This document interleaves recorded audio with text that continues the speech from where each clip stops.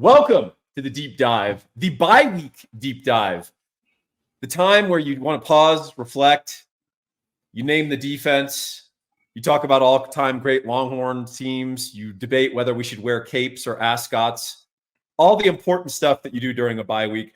But here's an important thing that we got to do. We got to encourage you to join Inside Texas and also subscribe and like this channel. We really appreciate it, and we're going to continue to bring you great, sometimes good, and occasionally mediocre content, and we can't do it without your help. So please help us out. Join our family. We'd be glad to have you. So, Ian, we want to talk a little bit about the playoffs because I don't think there's enough speculation about the playoffs in college football at all. No, actually there is, but we want to talk about the actual mechanisms of the playoffs and how there's some pretty interesting angles on how this positions for different teams, Texas included. Texas has no guarantee to go to the playoffs, but we suspect that this is a playoff team, particularly after they iron out some stuff in the bye week. So, Ian, anything that we need to do before we dive into this in talking about this? I don't think so. Other than that, we're just going to go over things in terms of like, here's what's interesting about how matchups can play out. Here's how the schedule plays out. For the last few years, I've had to tell people like the selection committee rankings would come out every week, and everyone would be all up in arms like, oh, this team has to do this to jump this team and this team. And I'd be like, guys, none of it is real. It's theater. It's all fake. It's all kabuki theater. At the end, they're going to pick the four teams based on the same criteria that they always do, which is best football, most entertaining, most possible fans, all without compromising the integrity of the sport to a degree that would be, impossible to overcome. Well, that's a perfect segue to our first segment. You're a seasoned professional, Ian. You're getting good at this, man. We want to talk about the fact that deserves got nothing to do with it. The great line from Clint Eastwood in The Unforgiven. That applies here. Conference champ Autobids. So what does that mean? It means that if you win the conference, you're in the playoff, and you are seeded somewhere between one through four. Last year's Florida State left out of the college football playoff despite being the ACC championship and winning the ACC championship, I should say. A decision both Ian and I agreed with, by the way. But you heard the laments of Florida State fans. Not quite as loud as their laments right now, but that's a different story. So if last year's Florida State wins the ACC, they're the 4 seed. They get a bye. They probably play the 5 seed in round 2, the semifinals, and they probably get blown out, which the networks will probably not enjoy, but oh well. Deserves got nothing to do with it on the auto bids. That would have been Georgia. Sorry? That just would have been Georgia again. Georgia would have played them, right? Yeah. And it would have been a similar result. Although you wouldn't have had as many Florida State players sit out, I guess. Georgia would have whipped the 12 seed, which would have been Liberty that year, right? Yep. And then they would have whipped Florida State like they already did anyway. That's it. So we talked about that. Where it gets interesting is the at-large. And that's where it gets interesting for seeding and also the understanding that this isn't just a meritocracy, which it is, but it's also an entertainment product. And we're going to talk about that a little bit later. That's going to factor this. So what have we done here? This is not ours. We just took this off the net because we want to give you a visualization of the seeding. We don't even know that these are the teams or where they're going to be seated. And in fact, Ian and I strongly disagree with one of these brackets, and we'll explain to you why it won't happen. But what we want to illustrate here, Ian, first and foremost, is there's some sneaky value in potentially being the 5th seed, maybe the 6th seed, but especially the 5th seed. Talk to me, my man. Yeah, I mean, in this setup, they both look really good, right? They've got all the best teams stacked in the top. And then if you're Ohio State, you get Clemson, which spare me. Spare me anything about Clemson. They're not good. And then Miami, like one of the 2 weaker Power 5, Power 2, Power 4, whatever, champions. It's like it's not like it's risk-free, but that's a really good draw. Texas would have much rather have that. A&M would probably rather have that, right? Georgia. Well, I don't want to hyper focus on what they've done here because, again, these aren't our choices or our seeding. And in fact, frankly, we've got a bunch of football to play, so we don't know that some of these teams will even be on here. But I think the fact is we know that the 4 seed is 90% likely to be the Big 12 champion. We know the 3 seed is 90% likely to be the ACC champion, particularly if it's Clemson or Miami, right? If it's not one of those two, things get real interesting. And if you want to get real interesting, the networks from an entertainment product standpoint are begging the Colorado Buffaloes to win the Big 12. That would be their dream. But that's neither here nor there. The key is if you are the 5 seed, you are most likely you're hosting the 12 seed, which is important. And then you're playing the 4 seed, which is the Big 12 champion, who will be the lowest power rated team in that semifinal. You're playing them at a neutral site. So that 4 seed doesn't even get to host, right, in round 2. So I think that's the interesting thing about that seeding. It's even a little worse than that because the playoffs have to admit 5 conference champions automatically. Right.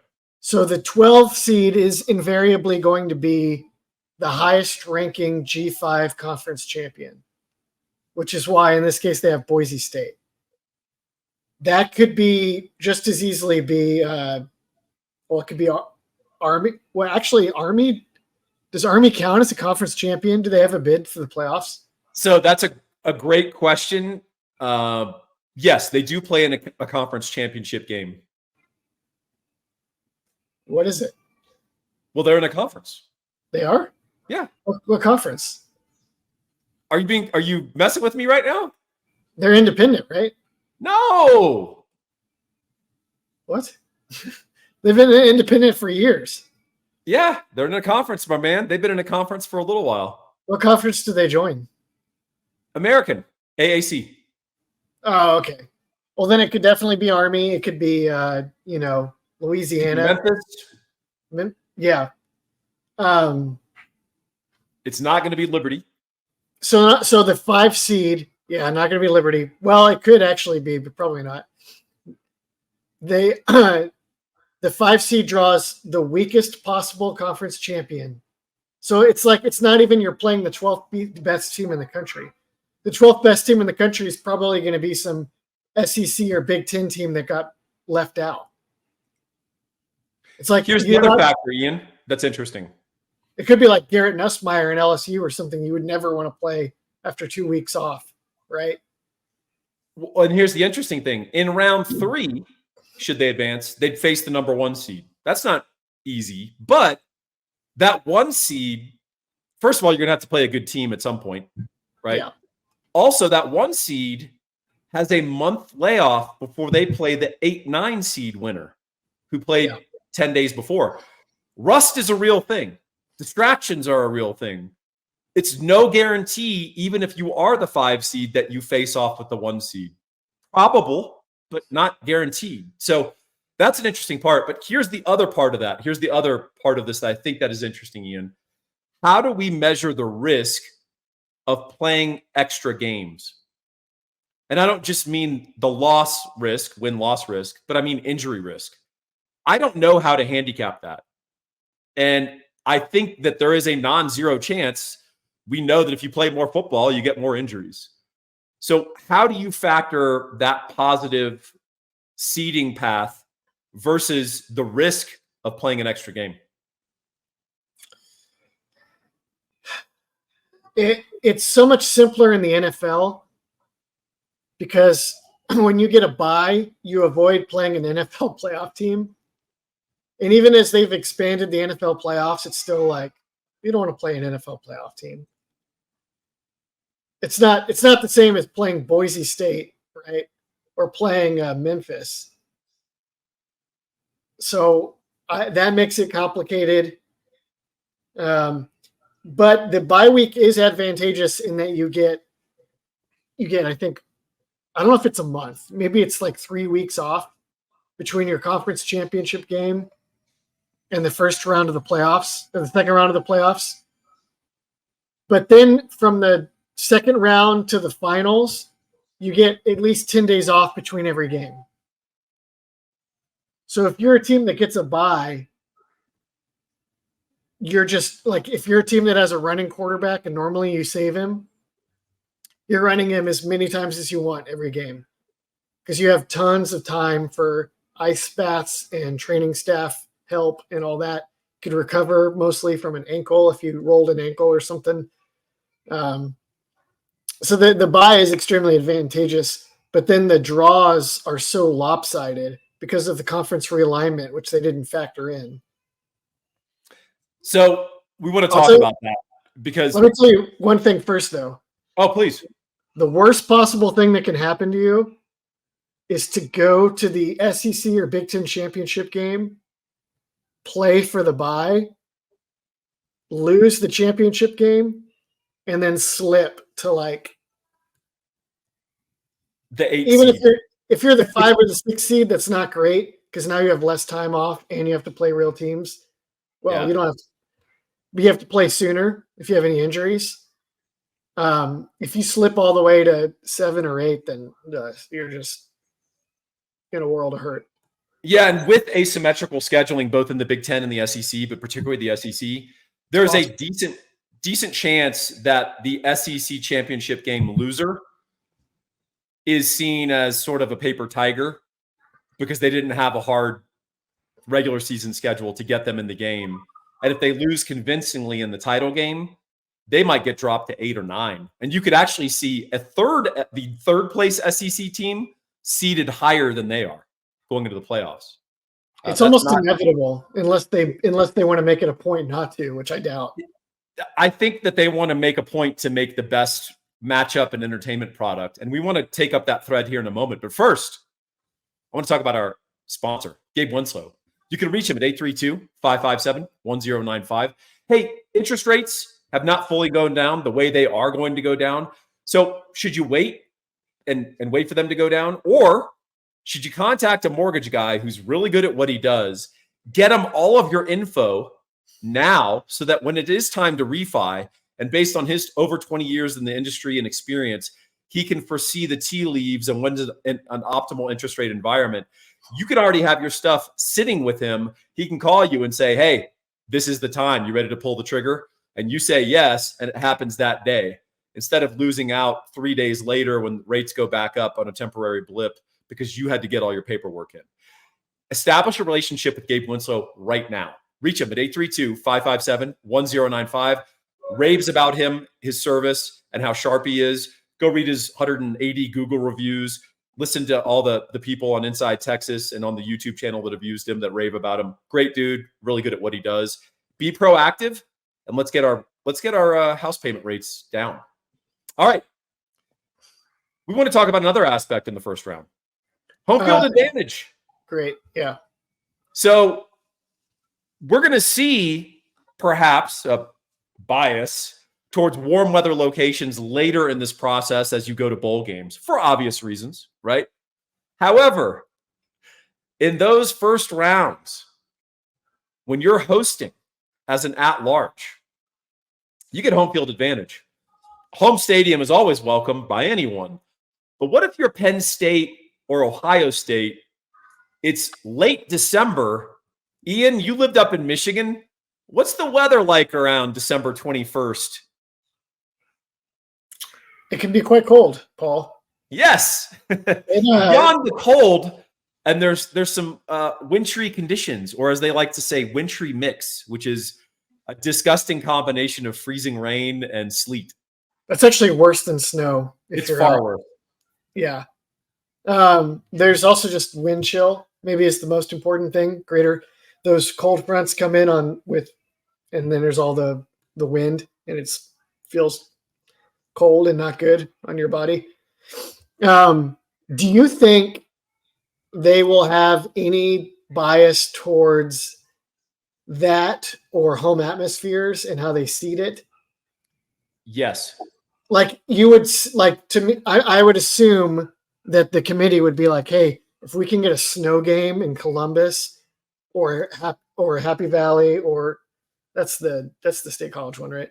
Or I mean, even Tennessee, honestly, right? Definitely Notre Dame. Do you think they're like, let's try to make that happen?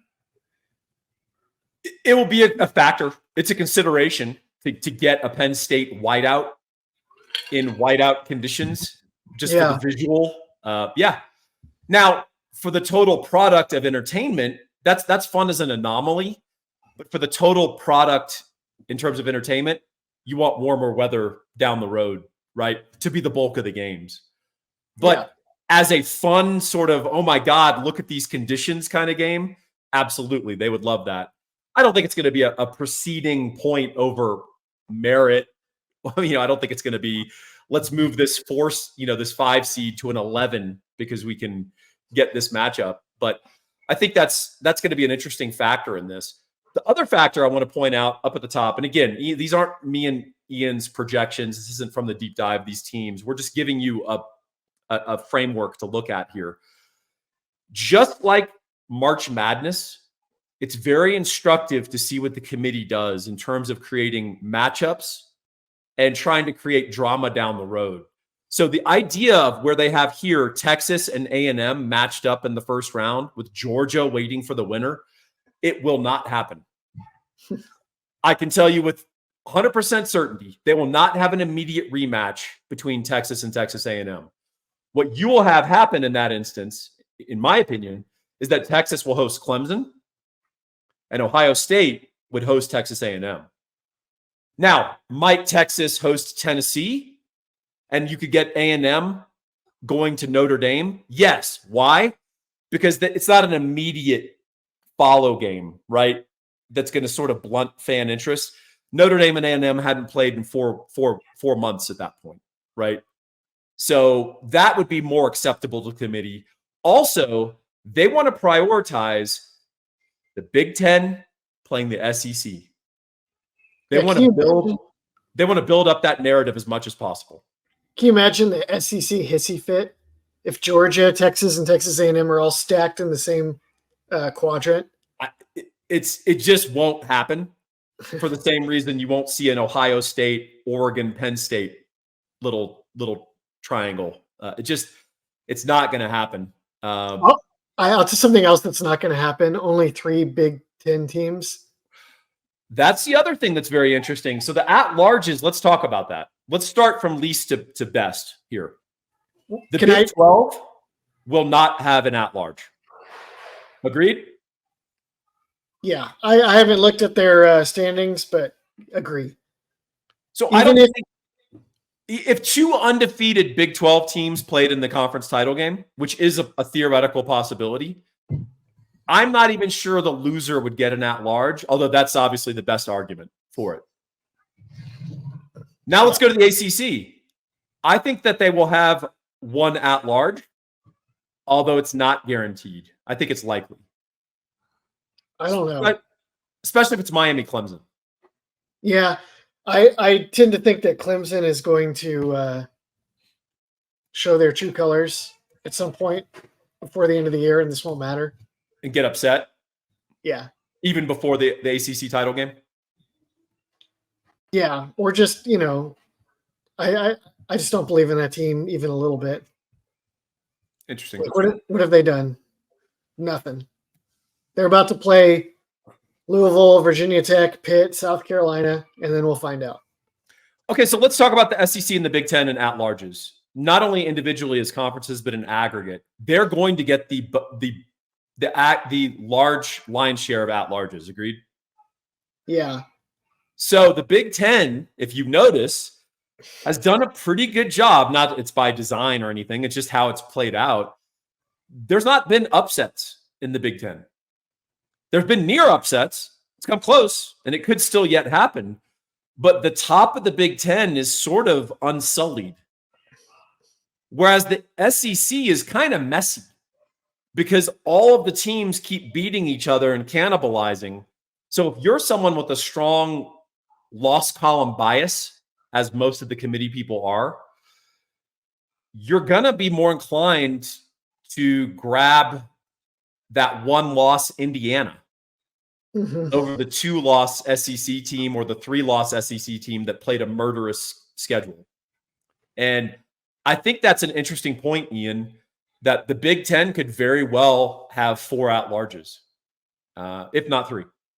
And you could pull it from 2 locations right now because you have independent Notre Dame in there, Yeah. which is not a guarantee. And then you have 2 ACC teams. Yeah, that's going to be interesting. So here's the deal with the committee. I think all things being equal, they want Notre Dame in the playoff. Yeah. But I personally find the Northern Illinois loss to preclude you from going to the playoff. I don't think most people agree with me. But if Notre Dame loses again, 10-2 Notre Dame ain't making the playoff. And if they do, it's sort of a travesty, right? I think they will at 10-2. I don't know if they're going to get to 10-2, but I bet you they will. So they're going to have a loss to Northern Illinois and like Army or USC at the end of the year. It was a 7-5 USC. Yeah. Yikes. Well, talk about commercial interests winning out and the entertainment product winning out in that case, Ian. Because I don't think we'll see what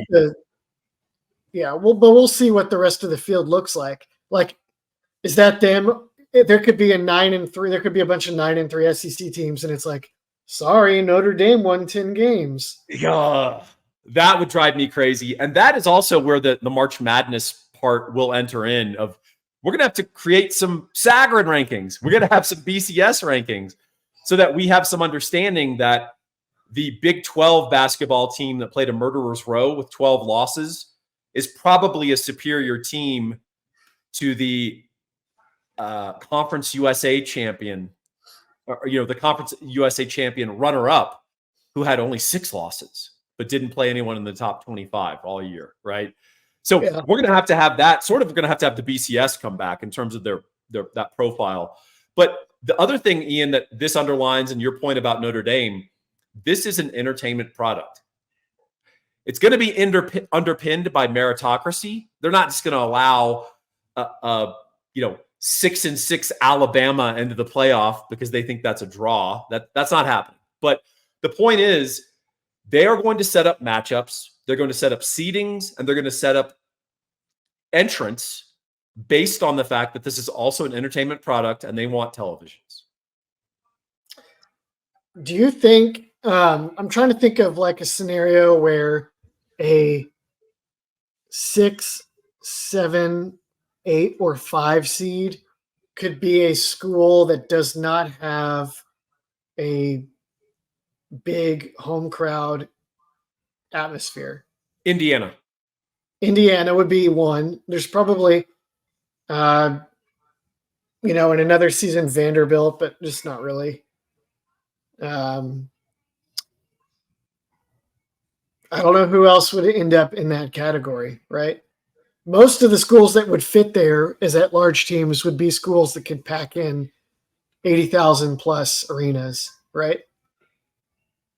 But would that factor into the committee if it's like you were going to play at Indiana or you're going to play at Purdue, and then they're like, wait, hang on, we don't want to televise a game played? Does that matter to them, you think? Are you talking about in the second round? In the first round. In the first round. They would prefer Texas, Tennessee, A&M, Ohio State, Penn State do the hosting. There's no question. Though? Just because it's gonna be a superior atmosphere. But look, people are gonna tune in, and I mean, if Indiana makes it as an 11-1 at large, right? People are gonna tune in to watch that anyway. I mean, you're gonna watch it because it's a playoff game. What the committee is trying to avoid is too many of those, right? Yeah. But I also think that's why we kind of get back to the idea that they're going to have to create some sort of BCS-like formulas. And I think you've written many times that, hey, margin doesn't matter anymore. This is a playoff format. It's actually not entirely true. So some of the SEC tiebreakers are point margin, right, over your opponents if you go down the row of tiebreakers. And then also there is an element of beauty contest to these rounds where you host, right? That those first round games is Indiana blowing people out or are they just scraping by every week with a narrow victory? So it will actually matter perceptually to the committee.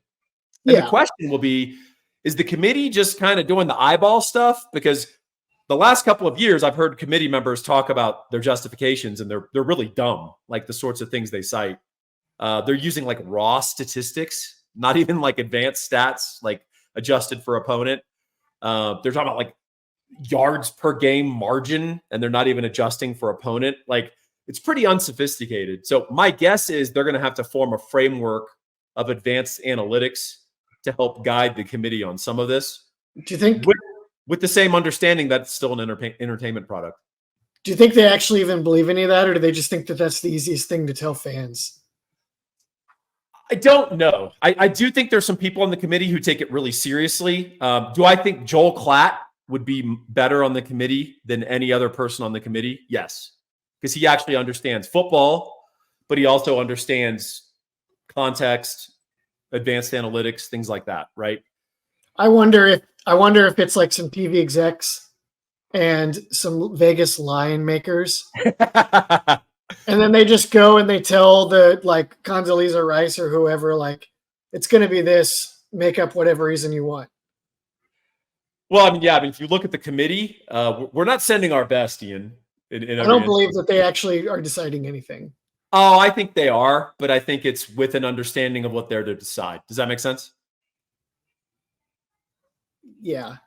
So the Politburo in the Soviet Union didn't receive orders every day, every moment about things they were deciding, but they understood the consequences of their decisions. Does that make sense?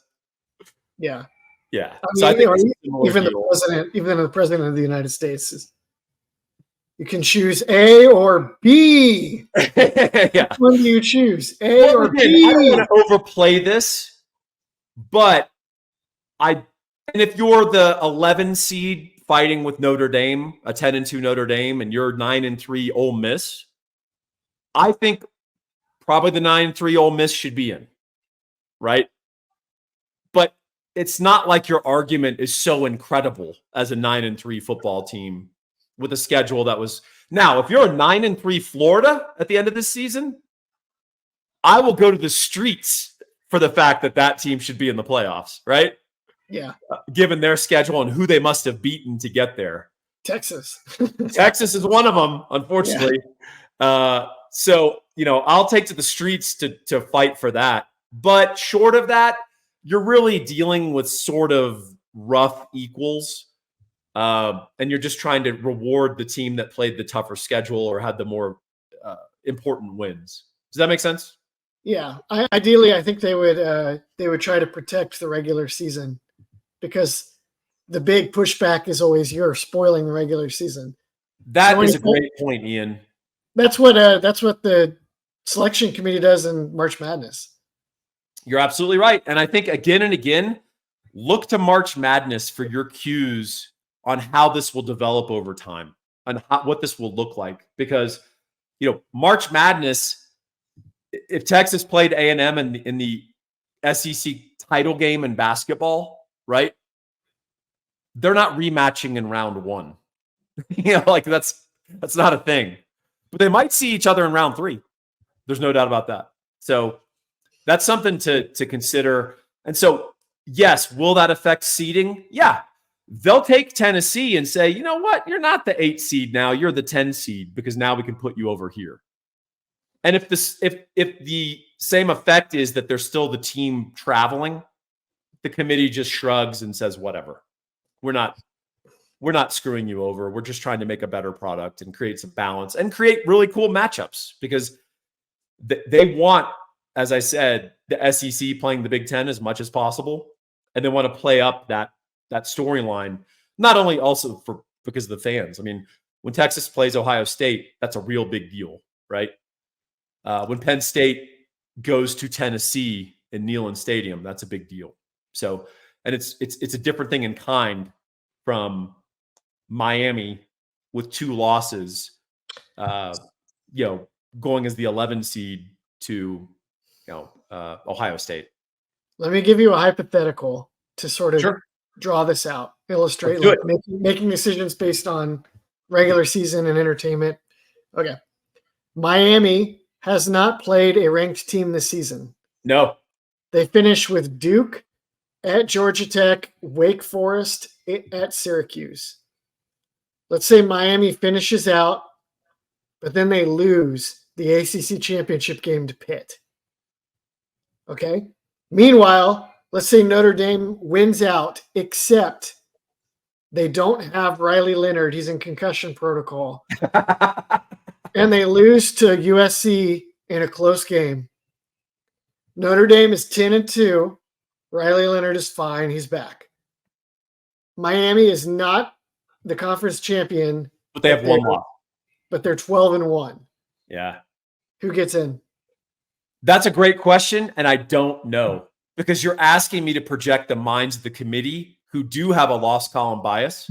Like, well, Notre Dame lost 2 and Miami only lost 1. So, and it's also, you picked 2 great examples because they're sort of the pretenders, right?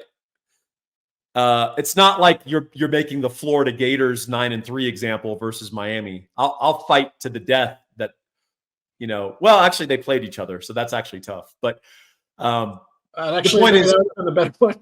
Yeah, the point is you're not taking a very strong resume and putting it against a weak one. You're pitting 2 weak resumes, right? Notre Dame getting in would prove the entertainment product. However, Miami has a pretty good hate watch. They don't bring their own fan base really, but they bring a pretty strong hate watch fan base, which is why Colorado is the dream of this committee to win the Big 12. God, they would love that. Because not only do they have the pro Dion contingent that's really not college football fans, they're just sort of Dion fans or like kind of NFL fans. But then you have the hate watch contingent that hates Colorado. That would be an amazing first round game, right? So what do you think? Who do you think would get taken, and who would you take in that scenario? I might take Notre Dame. I think they're a better team than – actually, I don't know. I haven't really watched that much Miami this year. I have. Their offense is actually something that you might want to have in the playoffs. Yes. Their defense is prohibitive from doing too much in the playoffs. Here's another factor, Ian, I'll throw into your methodology. Heisman winner Cam Ward and one lost Miami versus Notre Dame. Yeah, I mean, I think you send it. I think that makes it pretty easy. It does, right? Yeah. So, yeah, I guess the point of all this exercise is it's as pointless as any bye-week conjecture that we can come up with. But we do want to give you guys an appreciation for the different permutations, the different variables here, and the sneaky avenues available to the non-top 4 seeds for advancement and enrichment here. But also with the understanding that this will have, at some level, it's going to be motivated by being an entertainment product. And I think that's something that we all have to be cognizant of as we do these analyses. Any parting thoughts, Ian, before we bid adieu? Parting thought. This is a little tangential, but there's going to be some quarterbacks whose draft resumes are damaged because they have to go play cold weather games. Yes, sir. And I have a guess about one that could be influential for, and we'll just hope that that doesn't come up. Yeah, I think I'm reading what you're putting down there, but I think that is a factor. And I tell you what, if you don't think that's a big factor in the NFL, you're wrong. Huge. And being a cold weather quarterback is high praise in the NFL. That has real meaning, whether you play at Miami or Buffalo, because at some point, if you're a Dolphin, you got to go play in Buffalo. You got to go play in New England. You got to go play the Ravens in January. And it's something that actually is very meaningful. So one of many thoughts that we dove into on this deep dive. Ian, thank you so much for your insights. And thank all of you for liking and subscribing this channel. And if you like this kind of conversation, go join Inside Texas. We think you'll like that as well. Thanks, y'all. Hook 'em.